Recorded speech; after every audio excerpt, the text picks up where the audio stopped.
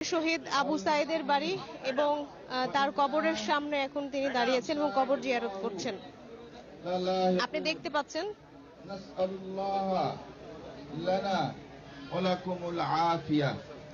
আমরা সবাই সূরা ফাতিহা একবার পড়ি। এই মুহূর্তে কবর জিয়ারতের প্রথম যেই কাজ সেটি চলছেন। উনি কবর জিয়ারত শেষে আবু সাইদের পরিবারের সঙ্গে দেখা করবেন, তারপর এখান থেকে চলে যাবেন রোকেয়া বিশ্ববিদ্যালয়ে। আবু সাইদ রোকেয়া বিশ্ববিদ্যালয়ের ইংরেজি বিভাগের শিক্ষার্থী ছিলেন, যিনি গত 16 জুলাই বৈষম্য বিরোধী ছাত্র আন্দোলনের অন্যতম একজন সমন্বয়ক ছিলেন রোকেয়া বিশ্ববিদ্যালয়ের, এবং সেখানে আমরা দেখেছি কিভাবে পুলিশের গুলিতে একেবারে সামনে দাঁড়িয়ে তিনি নিহত হয়েছেন। এবং এই বীর শহীদকে স্মরণ করতেই কিন্তু আজকে এখানে এসেছেন প্রধান উপদেষ্টা সহ তার যারা আন্দোলনের সহপাঠীরা ছিলেন। আমরা এখানে দেখছি বৈষম্য বিরোধী ছাত্র আন্দোলনের নেতারাও এখানে এসেছেন। সেই সাথে আমরা দেখতে পাচ্ছি এখানে রোকেয়া বিশ্ববিদ্যালয়ের যারা তার সহপাঠীরা ছিলেন তারাও আছেন। আমরা নাহিদ ইসলামকে দেখতে পাচ্ছি, সার্জিস আলমকে দেখছি, এবং সবাইকে বেশ একটি ভাব গাম্ভীর এবং আবেগাপ্লুত সবাই। আল্লাহ তার জীবনের সকল গুনাহগুলো মাফ করে দিন।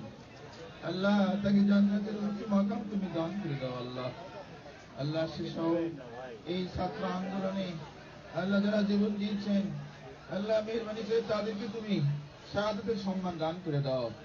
আল্লাহ মেহরবানি করে তাদের সবাইকে তুমি জান্নাত। এই মুহূর্তে আসলে মোনাজাত হচ্ছে এবং মোনাজাতে আবু সাইদের বিদেহী আত্মার মাগফিরাত কামনা করছেন সবাই।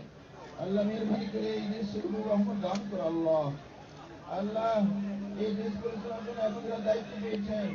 এখানে যারা গ্রামবাসী রয়েছেন তারাও কিন্তু সমবেত আছেন, এবং কড়া নিরাপত্তা, যেহেতু সেনাবাহিনীর কড়া নিরাপত্তা এখানে আছেন, যার ফলে গ্রামবাসীদেরকে খুব কাছাকাছি আসতে দেওয়া হচ্ছে না। কিন্তু বলা চলে যে আবু সাইদের গ্রামে আসলে মানুষের ঢল নেমেছে।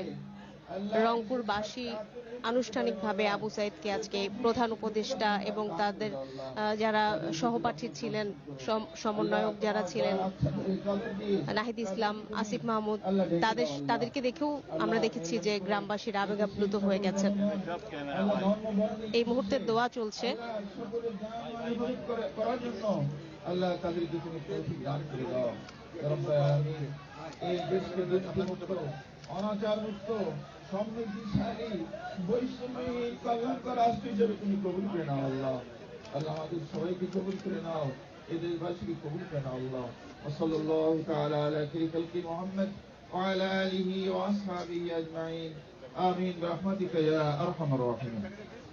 আসসালামু আলাইকুম। মোনাজাতটি শেষ হলো। কবর জিয়ারত শেষে প্রধান উপদেষ্টা ডক্টর মোহাম্মদ ইউনূস তিনি আবু সাইদের পরিবারের সঙ্গে দেখা করতে তার বাড়ি অভিমুখে যাচ্ছে আমরা দেখছি।